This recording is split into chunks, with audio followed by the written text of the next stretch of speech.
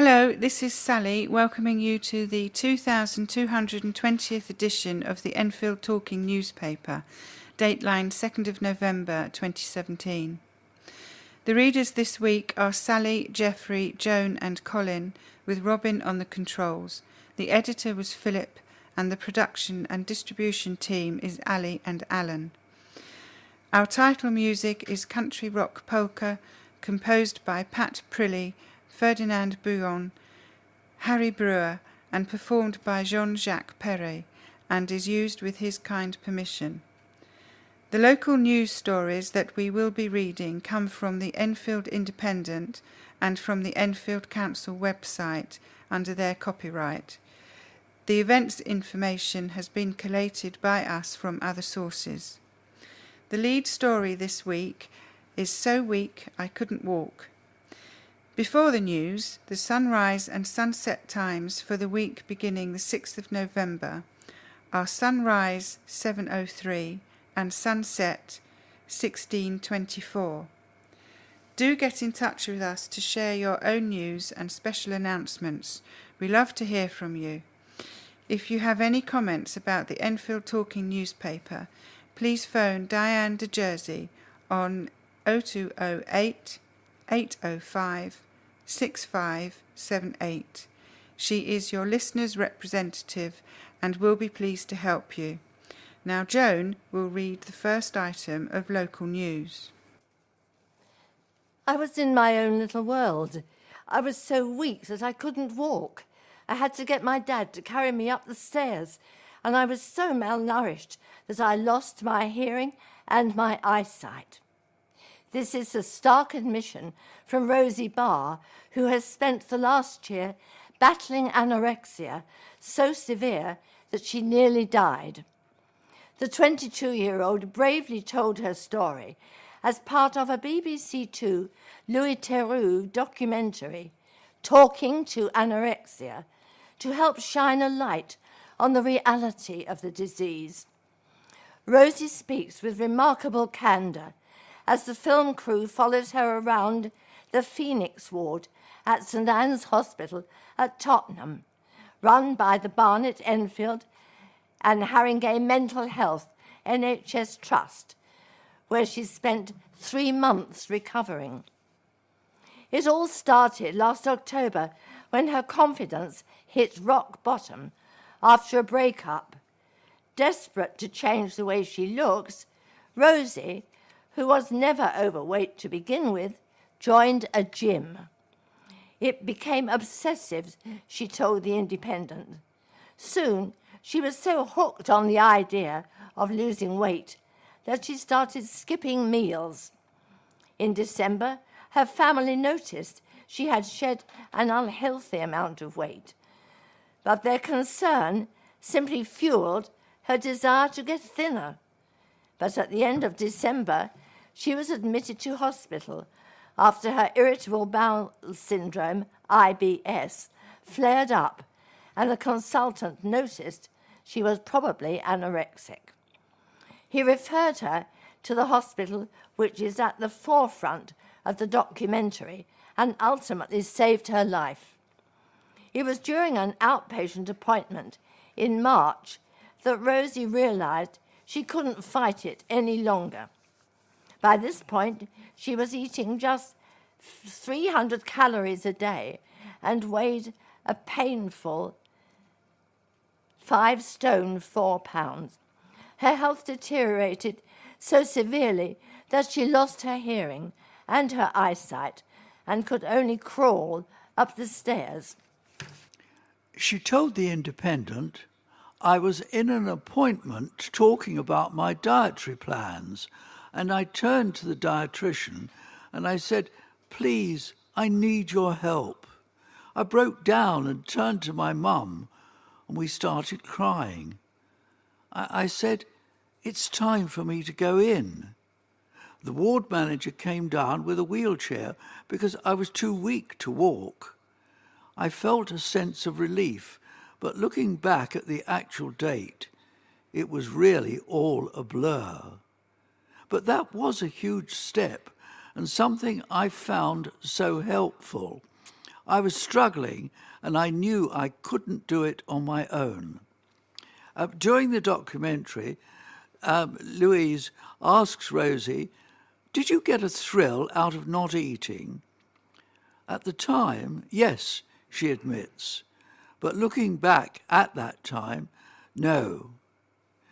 During her 5 months' stay at the ward, she would return home to Wanstead over weekends to see her family.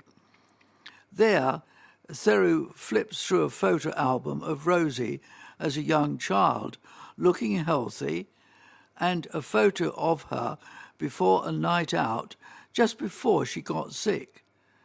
There was nothing in the background, no inkling, he asks her. No, I'd have known. If I had known, I'd have been here. I'd have laughed at you, she said, before adding, I kind of wanted to die. I gave up. Her father, Paul, tells Theru, we're fine, we're coping, we're taking things day by day, but we couldn't have coped any longer.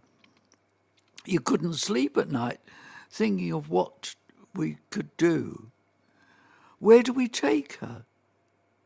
It was a terrible time and like a living hell. Mother Heather added, I thought, please stop going to the gym. Once you stop going to the gym, this might all have stopped. I thought it was just a phase, but I was trying to keep her happy.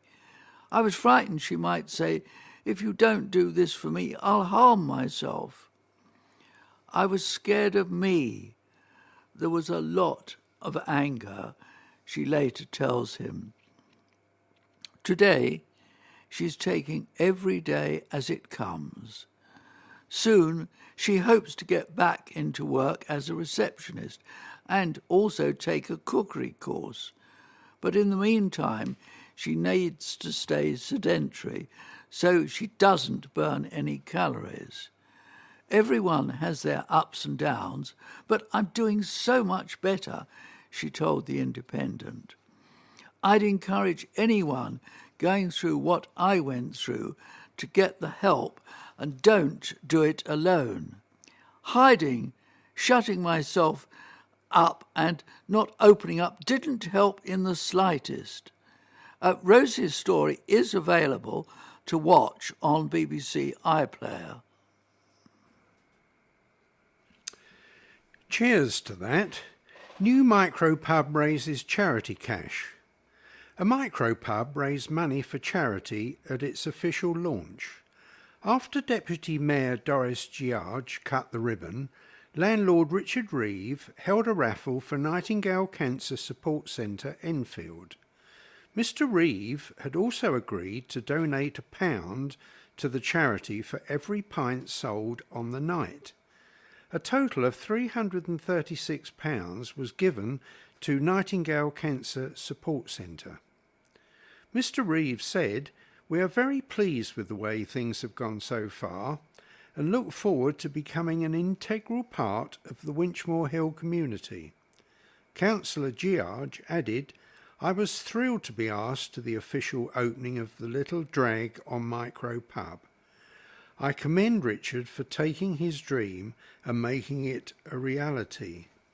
This will undoubtedly become a well-loved, community-focused place for locals to gather, and I wish the whole team every success going forward with this brave and inspirational enterprise. Enfield Council is launching the Budget Consultation for 2018-19, and they want to hear your views and priorities.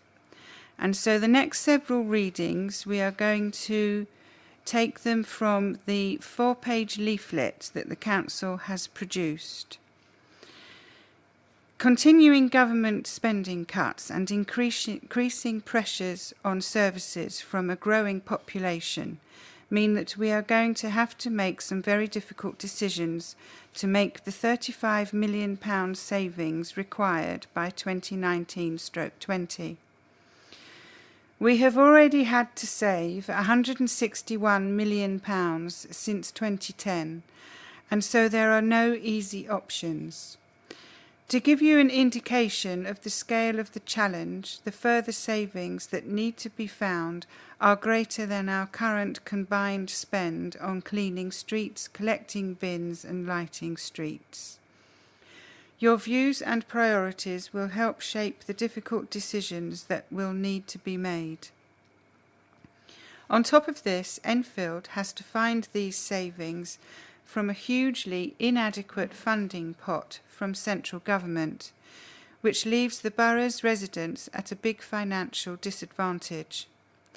Enfield gets less than £350 per resident, compared to some other London boroughs which get more than £500 per head.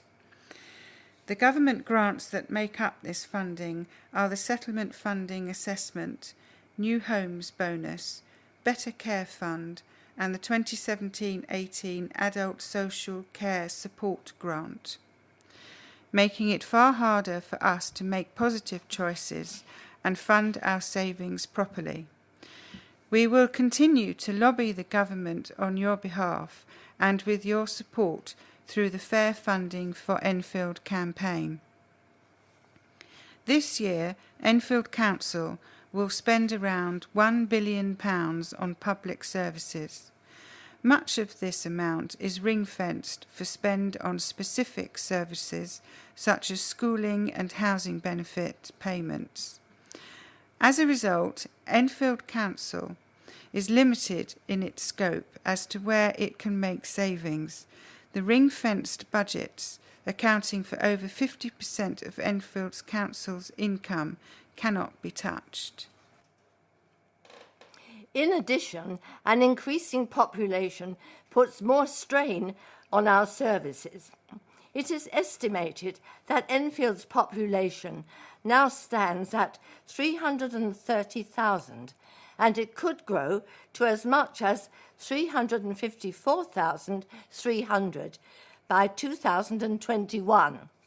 However, despite the challenges we face, we remain hugely ambitious for the borough and are committed to creating a fairer Enfield, providing greater opportunities and stronger communities for all.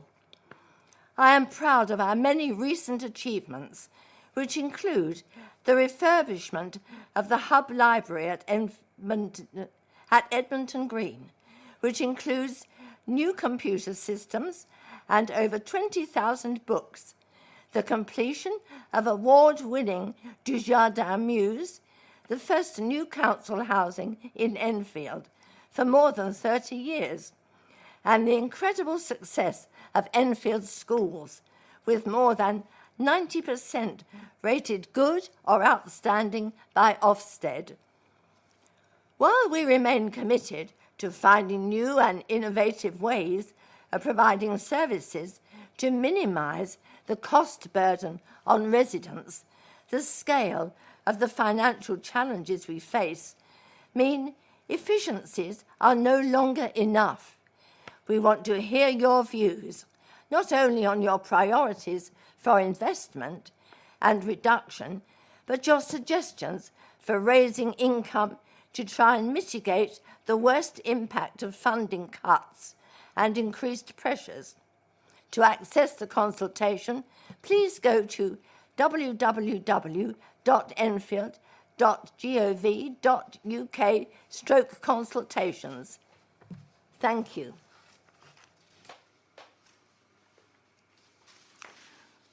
Where we're spending our money in 2017-2018 is listed separately on this document.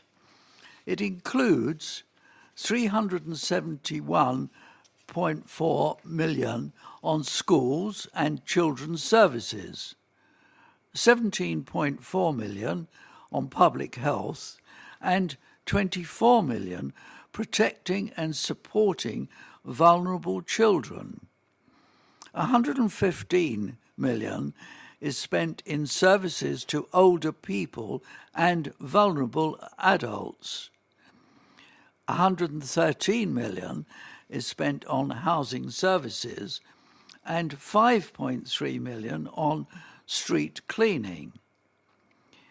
2.9 million is spent on community safety and 7 million on libraries, parks, museums and theatres.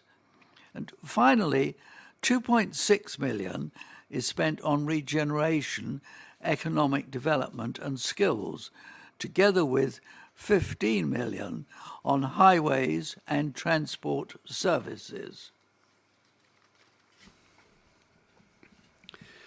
The council need to make £35 million worth of savings by 2019/20 on top of £161 million of savings already delivered since 2010.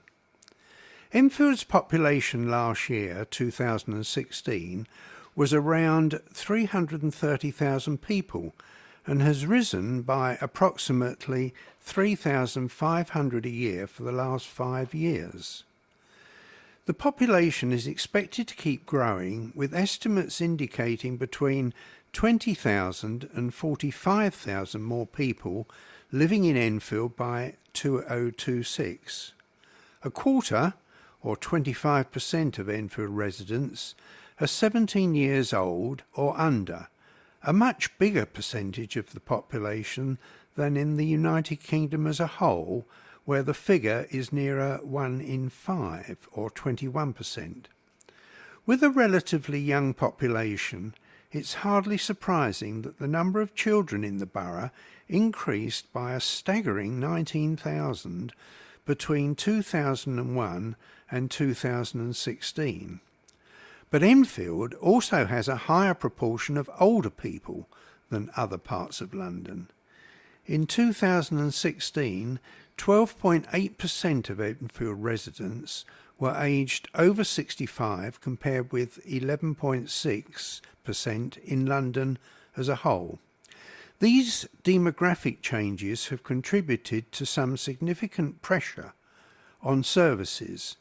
For example, 3,584 Enfield households were affected by the benefit cap between April 2013 and May 2017, the third highest rate in the UK. By June 2017, Enfield placed 3,311 households in temporary accommodation, the second highest number in the United Kingdom. Achievements include the number of businesses in Enfield is increasing. In 2016, there were 12,320 businesses, rising by 7.6% on the year before. Big businesses are choosing Enfield. Camden Town Brewery opened its £30 million brewing site in Ponders End in July 2017.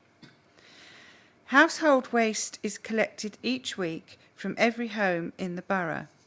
Only 25% of London boroughs still offer this weekly service. Enfield now has 12 free-to-use outdoor gyms in its parks and open spaces. Enfield Council's landscaping and heritage teams have been honoured in several awards. Most recently, Monmouth Road Green won a National Landscape Award. Enfield Council has reduced its carbon footprint by 45%, exceeding its own 40% carbon reduction target 3 years early. Regeneration of our high streets continues apace, with the first phase of Ponders End Junction completed on time in September 2017. State-of-the-art artificial grass pitch to open at Enfield Playing Fields with a grant of £522,000.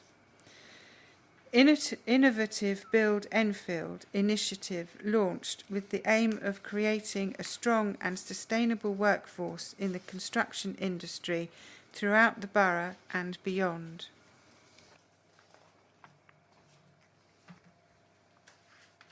Winchmore Hills Recycling Centre, Barrowell Green, is visited by 250,000 people every year, and it processes more than 13,000 tonnes of waste. 16 new police officers, funded by Enfield Council, continue to keep our estates safer. In addition, the crime rate is lower in Enfield than the London average. Enfield Council helps to keep residents secure with its 250 CCTV cameras installed in the borough and modern control room monitored 24 hours a day by a dedicated team of operators. 93% of all schools in Enfield are officially described as good or outstanding by Ofsted. This year alone, Enfield Council has planted 623 trees and is committed to planting at least 400 more. Major regeneration projects are ongoing, such as Meridian Water, the Alma Estate, and Ladderswood. The latter is just about to welcome its first new residents. Enfield Council has built at Dujardin Mews the first council housing for more than 30 years, comprising 38 townhouses, flats and maisonettes. The Mews has won a number of awards from the Royal Institute of British Architects, including Client of the Year. Council tenants report 76% satisfaction with their council homes. Enfield Council has launched a free online service called Ask Sarah, developed by the Disabled Living Foundation, helping people live more independently and to help improve the quality of their lives. Enfield Council's Community Safety Team is awarded £377,000 in funding from the Home Office to help bespoke care service to those fleeing domestic abuse. The MIA project is in partnership with Southwark. Enfield Council's Schools Meal Service received a silver ranking from the Soil Association, acknowledging the high standards achieved in the 20,000 meals served to young people across the borough.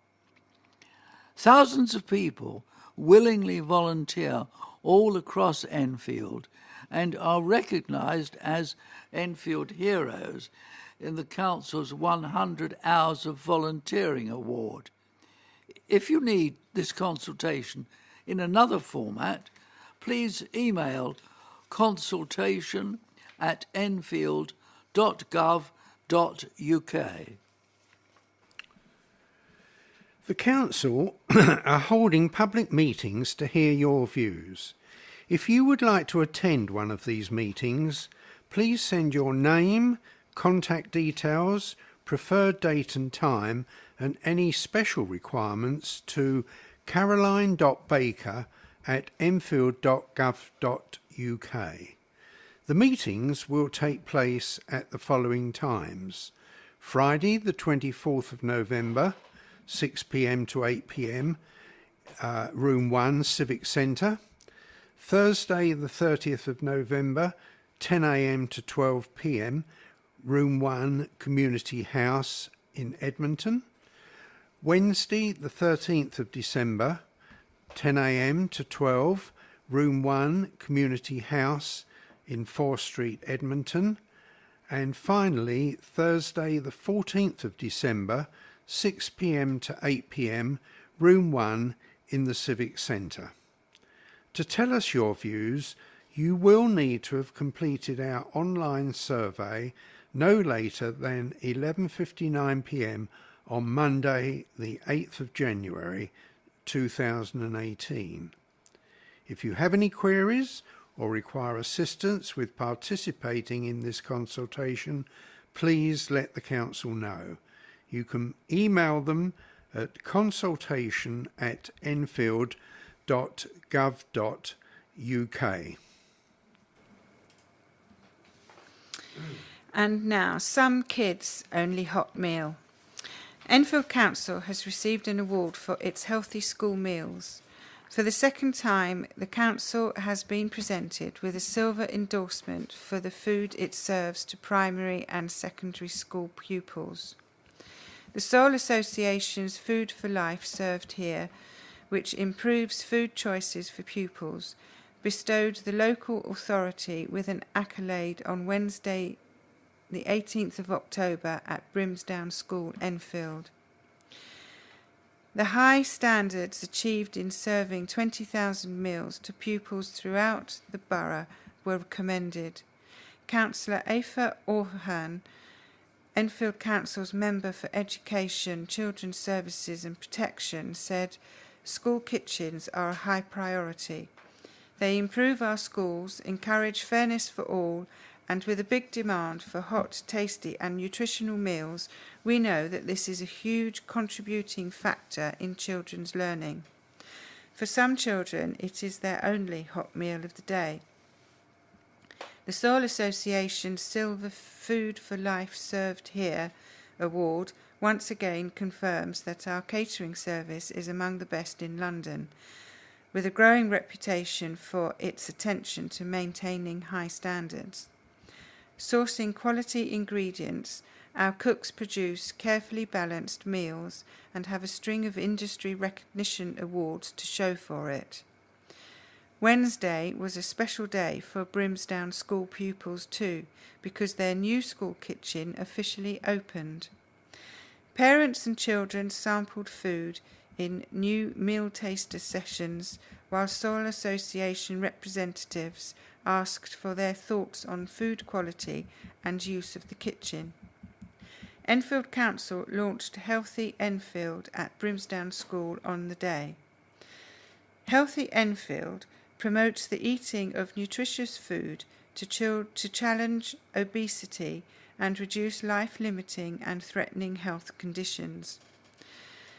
Councillor Crystal von Younger, Enfield Council's Cabinet Member for Community Safety and Public Health, added, "The Healthy Enfield campaign is really important as it is relevant to every single one of our residents.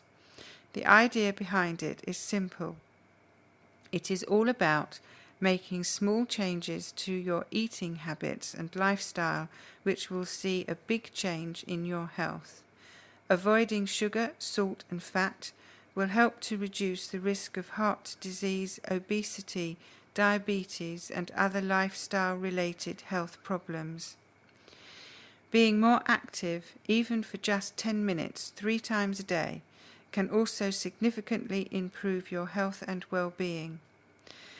This event today, which rightly recognises the excellence of our school meals team and Enfield Council's ongoing commitment to healthy food for young people, is a real cause for celebration. The Soil Association award Silver for freshly prepared food on site using quality ingredients. There must be no additives and artificial trans fats, and food has to be gathered in an environmentally sustainable and ethical way. Free-range eggs, sustainable fish, and farm-assured meat are 3 examples. Go to www.mysschoollunch.co.uk/Enfield to find out about school meals. Ignatians secure welcome win over fellow strugglers. First victory since opening day for Cook's side, secured in style. Donkey Lane played host to a rare occurrence on Saturday. A first Enfield Ignatians win since the first day of the season, and secured in style with a 34-19 triumph against Tabard. Ignatians have routinely started games poorly in London, 2 North Wests this season, but despite playing up the hill and into the wind, scored twice early on through Jake Bates and Ethan Rennie. Tabard pulled a try back after half an hour, but were 14 points behind again when Aaron Dottin-Wilson raced into George Cox's pass to add their third try. After half-time, Tabard again reduced the arrears, but Ignatians secured their bonus point, with Rennie crashing over from a fumble. Bates, who had converted all 4 tries, added a brace of penalties and secured himself the Man of the Match award. Coach Ali Cook said, "We played some good rugby and it was a really important win." Ignatians travelled to Chiswick this weekend. The next item is from the Enfield Independent, and it's printed at the side of a picture of a young lady. The item is headed up, Casey's Miss England Call-Up. A student needs the public to vote for her in a national beauty pageant. Casey Camp, aged 15, from Enfield, is one of 12 contestants who could win a place in the Miss England semi-final in June 2018. Casey is raising awareness and money for the Miss World charity, Beauty with Purpose.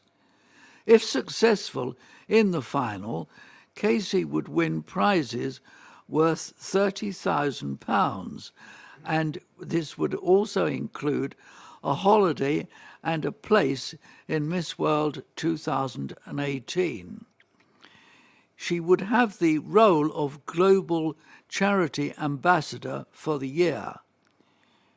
Beauty with a Purpose has raised over £2 billion for disadvantaged children globally. To vote for Casey, text SEMI10 to 63333. Text cost 50p. There will be a lunchtime recital at St Mary Magdalene Church, Windmill Hill, on Wednesday the 8th of November from 12:30 to 1 p.m. There have been lunchtime concerts at St Mary Magdalene Church for many years. They start at 12:30 on the second Wednesday in every month, except August, and last about half an hour. The concerts give local people an opportunity to perform in a good venue and the audience the pleasure of hearing live music of a high standard. In the past, we have been entertained by singers, choirs and instrumentalists. Everyone, whether a member of our church or a passerby, is welcome to come to the concerts. There is no charge for entry, but there is a retiring collection to cover expenses. Following the concert, at a small charge of £3.50, light lunches are available for those who wish to have a pleasant meal in friendly company in the choir vestry. The singer on the 8th of November will be Olive Murray. The next concert will be on the 13th of December, when Michael and Marion Smith will be giving an organ and piano recital. It's blessed with a vast array of theatre and music.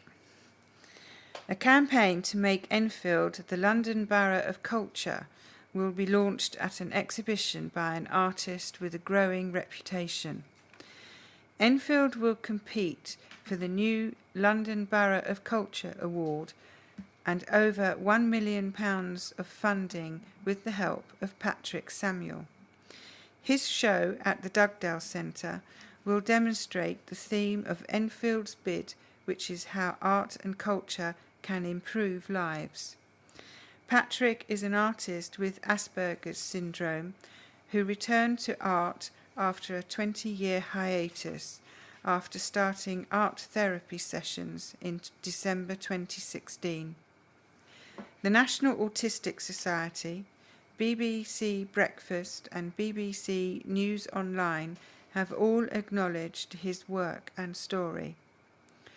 Enfield Council is partnering charity UP Projects to help with the bid. UP Projects curates and commissions art for public spaces. Councillor Yasmin Brett, Enfield Council's Cabinet Member for Community, Arts and Culture, said, Enfield is fiercely supportive of the arts and culture and positively celebrates the diversity of its community and the transformational effects wholeheartedly embracing new cultures can have on an area. Enfield is blessed with a vast array of theatre, music venues and cultural assets, which are much loved and popular both within the borough and further afield, and the borough itself is a vibrant melting pot of different cultures, races and religions, which give the borough a vibrant, colourful and generous spirit of togetherness and community. I can't think of a better example of how Enfield views the transformative power of culture and the arts than the exhibition Escape and Return by Patrick Samuel. London Mayor Sadiq Khan introduced the competition in June, which is part of his plans to bolster the arts in London. A City Bridge Trust grant of £300,000 will support the programme. 2 winners will be announced in February next year, one of which will take the title London Borough of Culture for 2019 and the other for 2020. Patrick Samuel is also preparing for 2 solo shows in November and December. Free energy saving advice. Last year, Enfield Council introduced a completely free of charge service called LEAP, Local Energy Advice Partnership, aimed at fighting fuel poverty and providing affordable warmth. The service offers a free home visit to eligible households, during which green doctors can install free, simple energy-saving measures, such as LED light bulbs, draft-proofing, etc. Give day-to-day energy efficiency hints and tips. Help check if the household is on the cheapest energy tariffs. Arrange a free telephone advice service to help with benefits, money and bill problems. Provide referrals for further energy efficiency improvements. Provide referrals to income maximisation services. We are continuing this service this year. I would be happy to hear from anyone interested in finding out about taking part. Egil Karekate, Sustainability Assistant, Enfield Council. Egil Karekate at enfield.gov.uk 0208 379 5737. The next item is again from the Enfield Independent, and it's headed up Home with a Novel History. A late 17th and early 18th century cottage with a rich literary pedigree has gone on sale for £1.25 million. Lamb's Cottage in Church Street, Edmonton, is a 5-bedroom Grade 2 listed house believed to have been built in 1680. Located in the heart of Edmonton Conservation Area, it is the former home of sibling writers Charles and Mary Lamb, who lived there between 1833 and 1834. The present owner, Helen Walton, moved into the house with her family 10 years ago. And Helen said, "I feel very emotional about putting our home up for sale, but my husband and I need to relocate because of his work. How are we going to be able to find a new home that is as beautiful as this one? Nobody's messed about with the original design of the house for centuries." Charles and Mary Lamb were integral to a literary circle that included Samuel Taylor Coleridge, William and Dorothy Wordsworth, William Hazlitt, Henry Broughton, Lord Byron, Thomas Barnes, and Leigh Hunt. Together, they campaigned for political reform. The siblings' most long-lasting legacy is Tales from Shakespeare. These essay-style versions of various Shakespeare's plays are specifically written for children. Helen concluded by saying, "Tourists occasionally come knocking at the door, asking when they can book a tour or when it might be open to the public. We appreciate its historical importance and have tried to keep the house part of the neighbourhood and to share it with the community." And now for a football report. Flat Town showing ends trophy hopes. Royston emerge deserved victors in first round tie. Enfield exited the FA Trophy with a whimper following a 2-0 defeat at Royston Town on Saturday, with the hosts thoroughly deserving their victory. The Southern Premier Division side scored either side of half-time to seal their progress into round 2 in a game of few chances in Hertfordshire. First, Adam Marriott turned in Joe Wright's poor clearance on the stroke of half-time as the hosts made their bright start count. And James Potton ensured Royston's progress with a 65th minute second, profiting from some dreadful defending to double their lead. Town created few chances throughout the game, but nearly linked up in the 10th minute when Taylor Mackenzie and Adam Martin both just failed to get on the end of an inviting ball forward. Wright was called into action soon after, keeping out an effort from Potton. And moments later, Adam Murray headed across wide from Lee Chapel. Town finally fashioned a shot on target just before the interval, when Mario Noto saw a free kick tipped over by Joe Welsh. But that chink of light would last only momentarily, as Wright came off his line to clear a cross, only to divert it to Potton. His shot was blocked by Darren Pearce, but the rebound was slotted in by Marriott. Marriott could have made it 2 after half-time, but his shooting boots began to evade him once again. Town finally rallied in the final 20 minutes, but to little avail, with Drew Roberts firing over. Pearce nodding wide, and Montel Moore trying his luck from out wide, with Welsh equal to his driven effort. Ben Ward-Cochrane's late attack summed up the performance, as he overran the ball and saw it out of play in their final chance of the game. On Tuesday night, Town were back in league action against Staines Town in Surrey. Take the Limbo Challenge. A new social media challenge has been launched. Care to Limbo raises awareness and funds for Alzheimer's Society, Carers UK, Crisis and Macmillan Cancer Support. It is a fun challenge that dares people to dance under a limbo bar, which is filmed and shared on Twitter and Facebook. Mayor of Enfield, Councillor Christine Hamilton, and MP for Enfield Southgate, Bambus Charalambus, took part in the launch on Wednesday, October the 11th.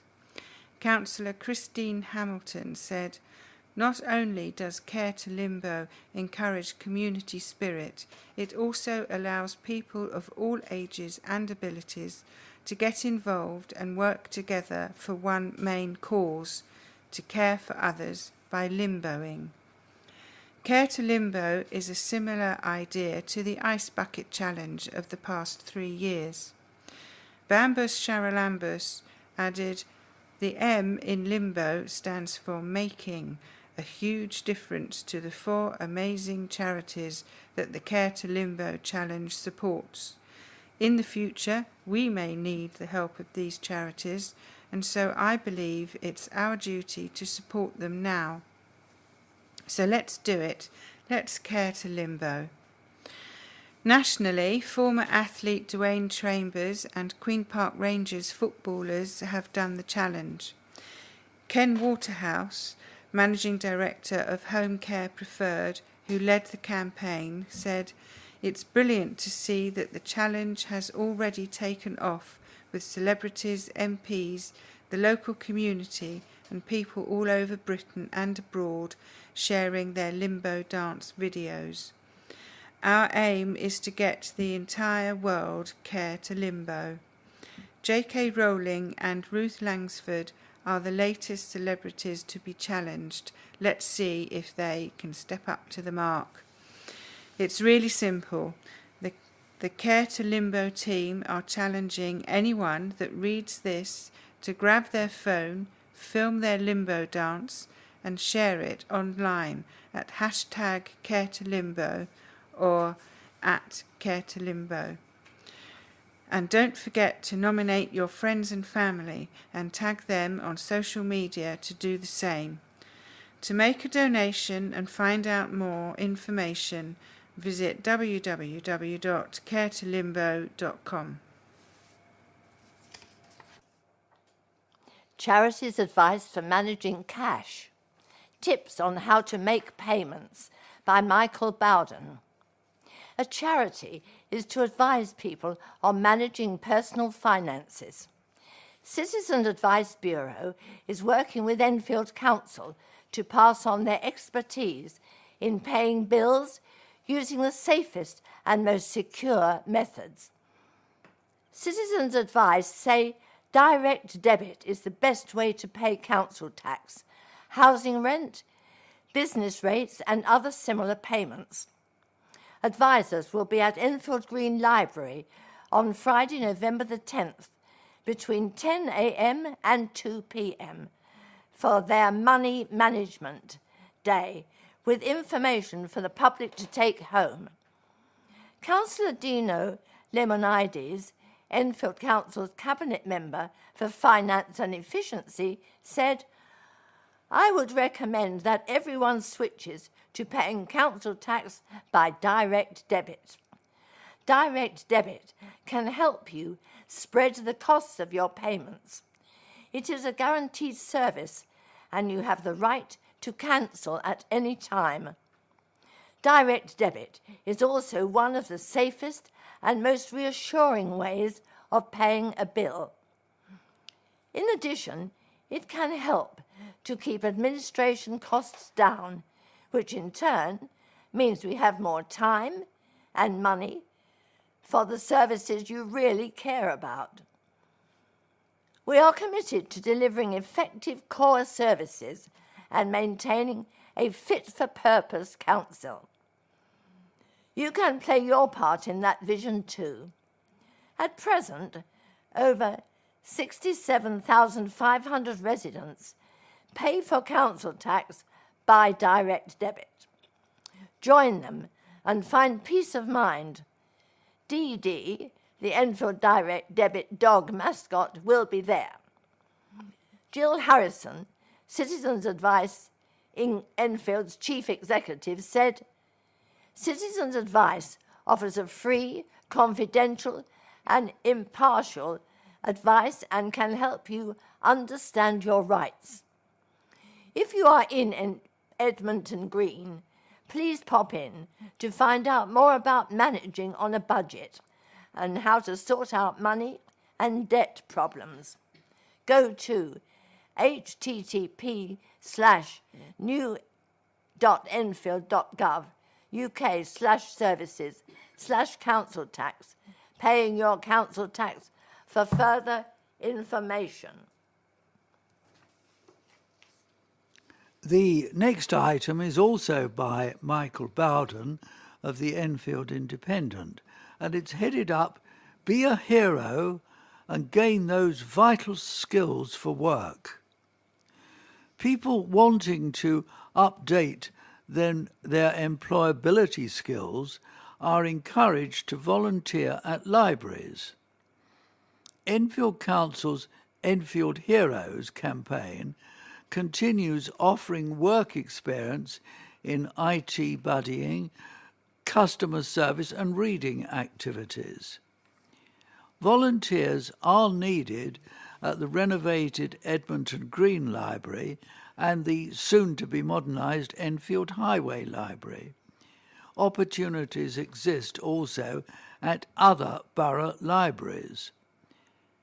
Councillor Yasmin Brett, Enfield Council's Cabinet Member for Community, Arts and Culture, said many generous-minded Enfield residents do volunteer. Volunteering can set you on the road to work, realise your potential and introduce you to new skills. The experience could help rejuvenate your CV and set you on the path to employment. Whatever your reason may be for volunteering, we'd love to hear from you. Enfield Council is proud of its libraries service and is one of the few boroughs in London still investing in and developing this area despite tough funding cuts. Volunteers form an indispensable part of this service, and the Council greatly values the time and skills our supporters give. The article goes on to say, help us to maintain a service that is innovative, responsive, and helps to support our strong community. Around 100,000 people regularly offer up their free time. Go to www.enfield.gov UK/volunteer for more information. Visit www.enfield.gov UK/libraries to find a local library. This is a letter headed Universal Credit, and it comes from Air Commodore Paul Houston, Director of Welfare and Policy, the RAF Benevolent Fund, Portland Place, London. The national press continues to raise concerns about the rollout of Universal Credit, which combines 6 benefits into one, and in some cases will result in claimants having to wait up to 6 weeks before receiving their first payment. We, at the RAF Benevolent Fund, are passionate about helping all members of the RAF family who are in need. We launched our advice and advocacy service 2 years ago, following research that indicated that many of our beneficiaries were not receiving the state benefits they were entitled to, such as housing benefit, council tax reduction, or universal credit. We are keen to hear from anyone who has served in the Royal Air Force, including their partners and dependents, who find themselves affected by the recent changes to the benefit system. We may be able to provide advice, advocacy, or financial support to help alleviate your financial distress. We can also help in relation to other forms of financial distress. If you feel we can help you or someone you know, call 0800 169 2942 today or visit www.rafbf.org/help. We have reached the end of our programme for this week. Thank you for listening. So from the team of Sally, Colin, Geoffrey, Joan and Robin on the controls, it's goodbye. Please remember to turn over the address label in your postal packet, put the memory stick into the packet in a closed position and return it to us as soon as possible in readiness for the next edition. Don't forget you can call Diane de Jersey regarding any help you may require in connection with Enfield Talking newspaper on 0208 805 6578. Coming up next, the latest news and information for the Greater London area from InfoSound. The Enfield Talking newspaper will be with you again in 1 week's time.